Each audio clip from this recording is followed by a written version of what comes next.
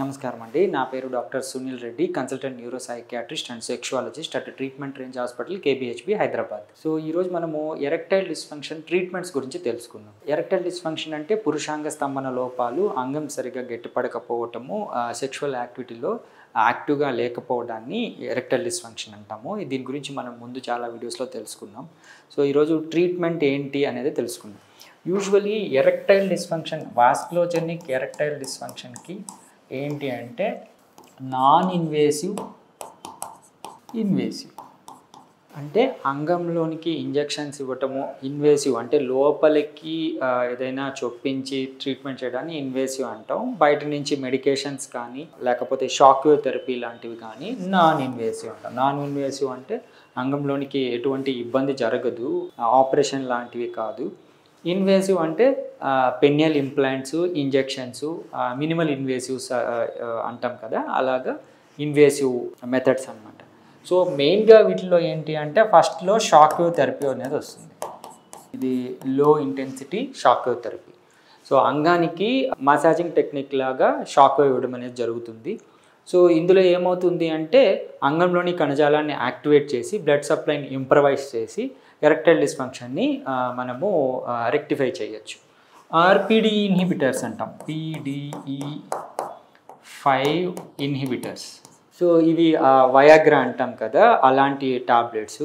Usually Viagra ఒకసారి అలవాటు అయితే వాళ్ళ లైఫ్ లాంగ్ యూజ్ చేయాల్సిన దాంట్లో సైడ్ ఎఫెక్ట్స్ ఉంటాయి అనే ఇబ్బందులతో మనం పీడీఈ ఇన్హిబిటర్స్కి వెళ్ళాం.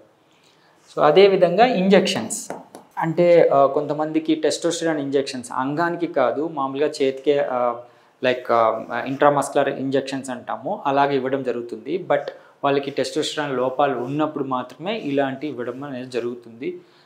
పర్టికులర్గా వాళ్ళ ప్రొఫైల్, యూజువలీ మగతత్వానికి సంబంధించిన హార్మోన్స్ ఎలాగున్నాయో చూసుకొని అందులో ఏమన్నా లోపాలు ఉంటే దాన్ని బట్టి చెంజీ కోయే ఇన్హిబిటర్స్ కానివ్వండి, ఈ టెస్టోస్టెరాన్ ఇంజెక్షన్స్ కానివ్వండి ఇవ్వడం జరిగితే ఏంటి అంటే వాళ్ళకి ఈ లోపాలని కరెక్ట్ చేయవచ్చు. సో ఈ 3 పద్ధతులు, ఒకటి tablets, injections, low intensity shock wave therapy. So ఇన్వేసివ్లో ఏమొస్తాయి అంటే పీషాట్స్. పీషాట్స్ అంటే ఏంటి, మన రక్తంలో నుంచి ప్లాస్మాని ఎక్స్ట్రాక్ట్ చేసి అంగానికి రెండు వైపులా, అంగం ఎడమ వైపు కుడి వైపుకి ఇంజెక్షన్స్ ఇవ్వడం అనేది జరుగుతుంది. దాంతో ఈ మన షాక్ వేవ్ కన్నా ఎక్కువ పొటెన్సీ గల ఇన్ఫ్లమేటరీ రియాక్షన్స్ జరిగి నియోవాస్కులరేషన్ ద్వారా వాళ్ళకి ఎరెక్టైల్ డిస్ఫంక్షన్ కరెక్ట్ అవుతుంది. బట్ ఇది ఇన్వేసివ్ టెక్నిక్, అంటే అంగంలోనికి ఇంజెక్షన్లు ఇవ్వడం అనేది జరుగుతుంది.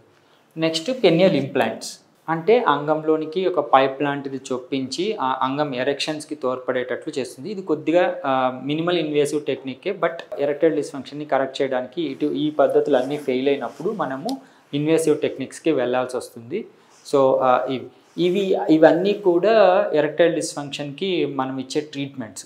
బేసికలీ వీటిల్లో ఏంటి అంటే ఈ లో ఇంటెన్సిటీ షాక్ వేవ్ థెరపీ అనేది ఈజీగా ఎటువంటి సైడ్ ఎఫెక్ట్స్ లేని ట్రీట్మెంటు. మీరు ఇవి ప్రొసీజర్స్ అవి ఫెయిల్ అయినప్పుడు, లేకపోతే ఆల్రెడీ మెడికేషన్స్ వాడేసి స్టిల్ ఎరెక్టైల్ డిస్ఫంక్షన్తో ఉన్నప్పుడు, లేకపోతే మెడికేషన్స్ వాడితేనే ఎరెక్షన్స్ అవుతున్నప్పుడు మనం లో ఇంటెన్సిటీ షాక్ వేవ్ థెరపీకి తీసుకొనేసి వితౌట్ ఎనీ సైడ్ ఎఫెక్ట్స్ మనము ఎరెక్టైల్ డిస్ఫంక్షన్ని కరెక్ట్ చేసుకోవచ్చు.